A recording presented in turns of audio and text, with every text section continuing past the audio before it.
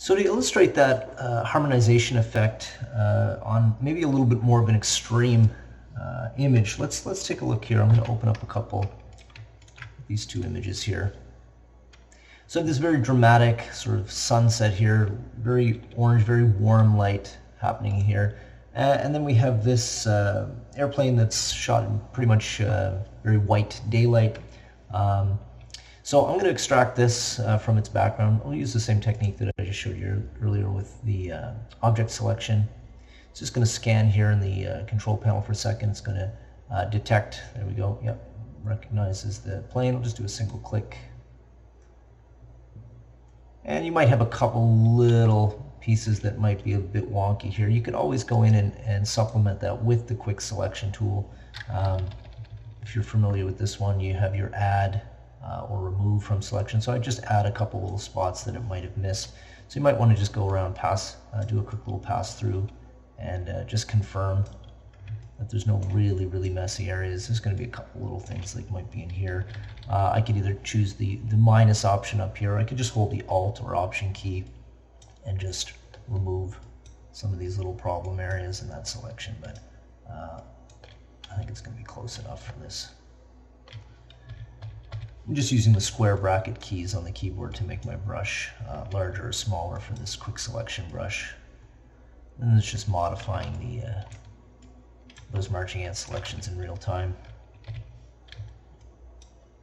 Just minusing a little bit there. It doesn't have to be perfect. Good enough. So I'm just going to attach a layer mask here, cut that out of its background.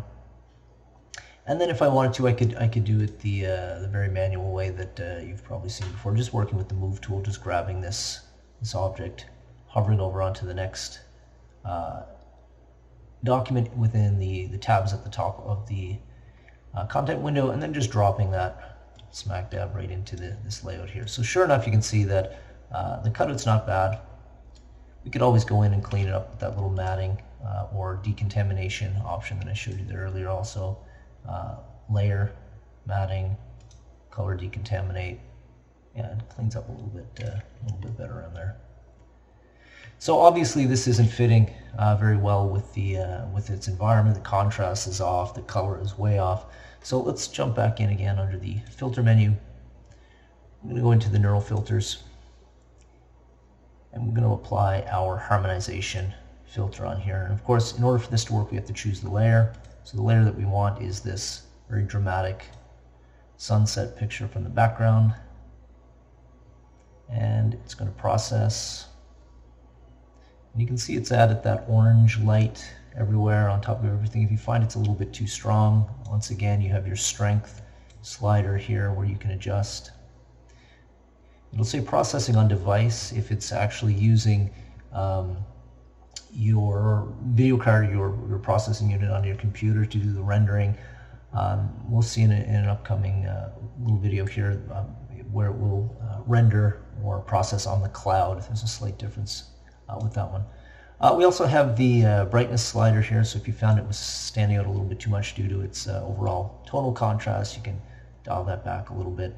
Once again, you have your saturation, you have your color channels, and I'm just going to say OK.